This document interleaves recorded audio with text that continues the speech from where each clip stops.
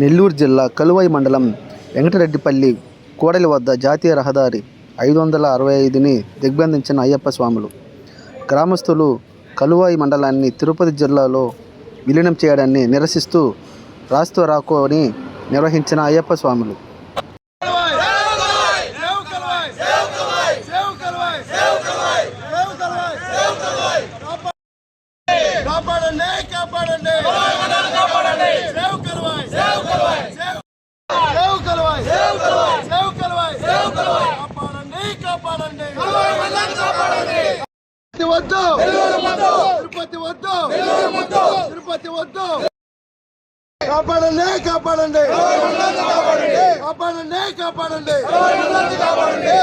ఇక్కడికి వచ్చిన కలువాయి మండల ప్రజలకి ప్రతి ఒక్కరికి పేరు పెట్టిన ధన్యవాదాలు. అలాగే ఈరోజు ఈ నిరసన కార్యక్రమం, ఈ మానవహారానికి ప్రధాన కారణం మన కలువాయి మండలాన్ని ఆత్మకూరు రెవెన్యూ డివిజన్ నుంచి గూడూరు, నెల్లూరు జిల్లా నుండి తిరుపతి జిల్లాకు మార్చడం చాలా బాధాకరం. ఎందుకనగా ఇక్కడ ప్రధానమైన సమస్యలు ఒకటి దూరం. కలువాయి నుంచి తిరుపతికి ట్రావెల్ చేయడానికి 145 కిలోమీటర్లు అండి. అదే నెల్లూరుకి ప్రయాణించాలంటే 70 కిలోమీటర్లు. ఒక వ్యక్తికి ఇన్ని సంవత్సరాలు ఉండే బంధుత్వాలు, బంధాలు, ఏదన్నా జిల్లా కేంద్రంలో ఉండేటువంటి పనిని అక్కడికి వెళ్ళి ఎవరింట్లో అయినా ఉండి చేసుకోవడానికి ఆస్కారం ఉంటుందండి. 145 కిలోమీటర్లు మనం ప్రయాణించే సమయానికి మధ్యాహ్నం అవుతుంది.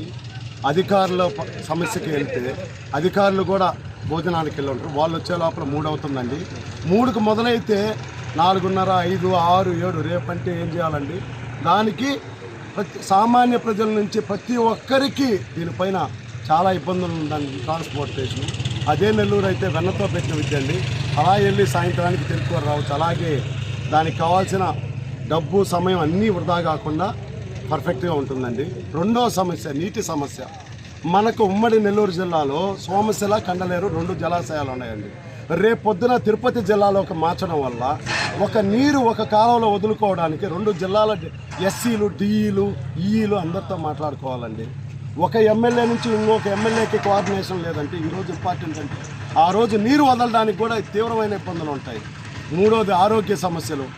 మనము సామాన్యమైన వ్యక్తి గవర్నమెంట్ హాస్పిటల్ కానీ గవర్నమెంట్కి సంబంధించి ఎక్కడికి ఏ వైద్యశాలకు పోవాలన్నా కూడా రాకపోకలకే చాలా సమస్యలు ఉంటాయండి. ఏదన్నా ముఖ్యమైన ఆపరేషన్లు ఆ రిలేటెడ్ అక్కడికి వెళ్ళాలంటే ఇక్కడి నుంచి వెళ్ళడానికి తీవ్రమైన ఇబ్బంది అవుతుంది. అది కూడా ప్రధాన సమస్య. మూడోది రైతులు. రైతాంగం మన గ్రామ పరిసరాలు, మన మండప పరిసరాలు, మన రెవెన్యూ డివిజన్ దగ్గరలో ఉంటే ఏ సమస్య ఉన్నా, రెవెన్యూ సమస్య ఏ సమస్య ఉన్నా పోవడానికి చాలా ఈజీగా ఉంటుందండి. ఈరోజు మేము గూడూరు పోవాలంటే మధ్యాహ్నం దాకా ట్రావెల్ చేయాలి. మధ్యాహ్నం తర్వాత పనులు కావు, అక్కడ ఉండడానికి ఏమి ఉండదు, అది ఒక ఇబ్బంది.